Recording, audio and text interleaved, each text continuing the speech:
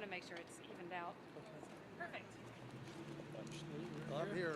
I'm here. All righty.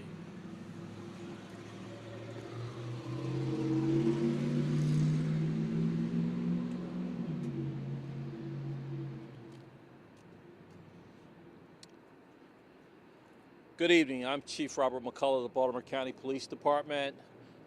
This evening at approximately 2:30 p.m.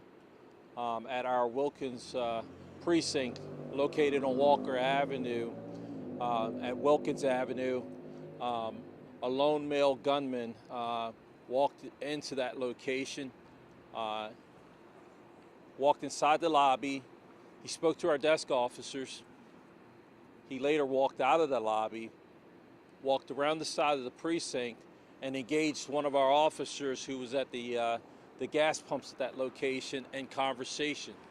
He spoke to that officer and walked away and turned back to that officer brandishing a handgun. He at that time fired several shots at that officer. Keep in mind it was at shift change. There were two other officers in the parking lot, including our officer who was shot, who at that time removed their handguns and began firing at the suspect, and he fired back at them also. One of our officers was, he was actually hit by the subject, and of course, he was transported here to shock trauma. Our officers also shot the suspect who was transported to a local hospital. Of course, our officer's out of surgery right now. We keep him and his family in our prayers, and we also keep the members of the Baltimore County Police Department in our prayers. We next will have our County Executive, Kathleen Klossmar. Thank you, Chief. I would just like to say thanks to the dear Lord that brought our officer through surgery, and he's resting well. And I would just like to thank all of the police and fire and EMTs for everything that they have done for today, making this like a real family for Baltimore County. How much I really appreciate it. And thank you to Dr. Salia and his staff and all of those that work in shock trauma. It's been quite an experience, and thank you very much. Next, we'll have Dr. Scalia. Well, we do this one more time. At approximately 3 p.m., we admitted a Baltimore County police officer with a gunshot wound to his torso. He was immediately taken to the operating room. We have just finished. He is in the recovery room. He is in guarded condition under very close observation and will stay there certainly overnight, and we will react as things happen in the future. I would like to thank the Baltimore County Police Department, the Baltimore County Fire Department for their quick response. At the time that this incident occurred, I was even in the area, and I could tell you that they responded and was transporting our officer within 4 minutes.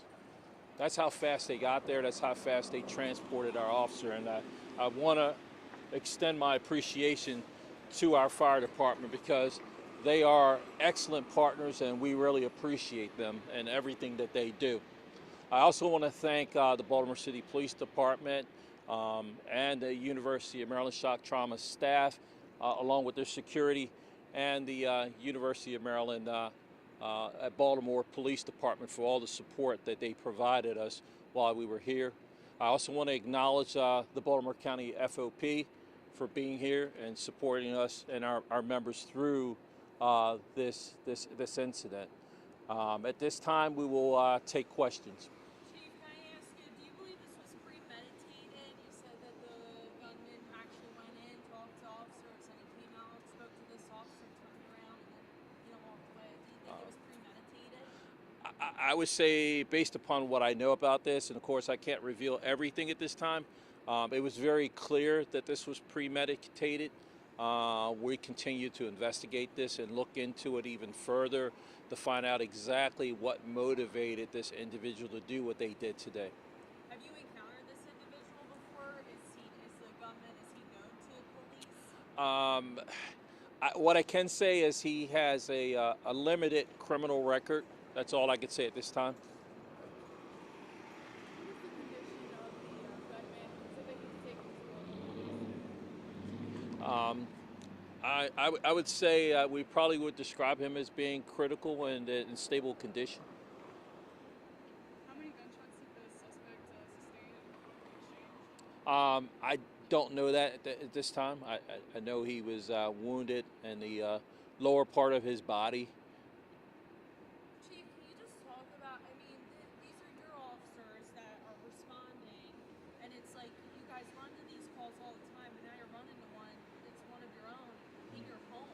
Right. Yeah, it's right in your home. Yeah. I mean, can you just talk a little bit? I imagine that every family that has a law enforcement officer in it, it's like their worst nightmare. Well, you know, our men and women, they put their lives on the line every day when they come to work, and they're willing to sacrifice their lives for people that they don't even know. And you know, when you show up for work and you just simply you're walking through the parking lot to go to work, or whether you're like one of our officers was at the gas pump putting gas in the car getting ready to go home from work, you know, you don't have on your mind that your life's going to be in danger in that moment. And clearly their lives were in danger at that moment. But it also emphasizes the importance that that as police officers, you know, we have a dangerous job. We know that it's dangerous, but we also have to be careful at all times. And it's a message that I send to my officers, you know, every week when I go to in-service training. I talk to them. I talk about the importance of keeping their head on the swivel at all times and being cautious. But it also, for me on a personal side, as chief of police, it just also makes it important for us to make sure that we're enhancing the security of our facilities. And as we move forward, when I look at capital projects and look in terms of making the workplace safe, you know, we usually focus on the equipment that the officer, everything that they wear when they go out on the street, but we also need to focus on the workplace and the facilities. And ironically, with the Wilkins precinct, we're building a new precinct at that location. And part of that plan is more enhanced security for that location also. But you have to, some may say, how did he get into the station to begin with the gun, but don't you have to technically welcome, is it all public? It's a public place, and you know, we have a lobby, and of course it has certain security measures in place. However, it doesn't prevent somebody from walking onto the grounds, and they're armed, and you don't always know when people are armed. And just this gunman, we know serious condition, male, are you any other description? All I can tell you is he's male. A question about the surgery. Gunshot wound to the throat. So can you tell me a little bit about what went into that procedure? And you said he's under guarded conditions. Monitored very. Yeah, I can't go into any of the details of what the operation was. Took us a little while. We got it done to my satisfaction, but we always keep people under a very, very close observation with injuries such as he had. But doctor, you would say serious condition still, correct? Absolutely. Serious. One more question. Can you tell us how long the officer has been with the force? His commander, Captain Fruling, is here.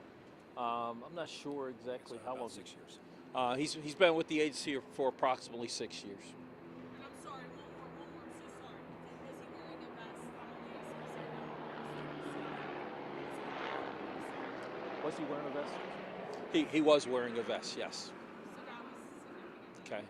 Okay. And lastly, once again, I want to thank Dr. Scalia, our county executive, and our exec corps of the Baltimore County Police for being here.